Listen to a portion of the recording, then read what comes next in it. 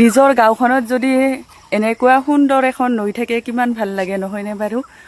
ইমান গৰমৰ দিনত ইমান ধুনীয়া বতাহ বুলি থাকি যে ঠাণ্ডা ঠাণ্ডা আৰু গা ধুবৰ কাৰণে ইমান ভাল হৈছে। আপোনালোকে বাৰু সাঁতুৰিব জানেনে? নাজানে যদি সাঁতুৰিব শিকিব লাগে খৰালি মাহৰ দিনত। মই কিন্তু সাঁতুৰিব জানো, তথাপিও কিন্তু নদীত গা নুধোঁ, ভয় কৰোঁ আজিকালি নদীত গা ধুবৰ কাৰণে। আৰু নদীখনত বহুত মানে পানী বাঢ়িছে, দ হৈছে।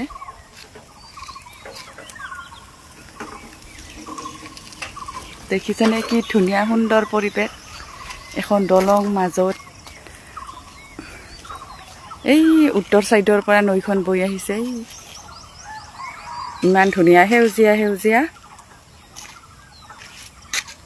আৰু খৰালি মাহৰ দিনত একেবাৰে পানী শুকাই যায়, কিন্তু বৰ্তমান বহুতখিনিয়ে পানী আছে আৰু দ হৈ আছে। আৰু বাৰিষা কালত গা ধুবৰ কাৰণে বহুতে ভয় কৰোঁ, কিন্তু যেতিয়া গাঁৱত আছিলোঁ সৰুকালত তেতিয়া নদীত বহুতে গা ধুইছিলোঁ। আৰু মানে কলগছ কাটি কলগছত ধৰি ধৰি সাঁতুৰিবলৈ শিকিছিলোঁ।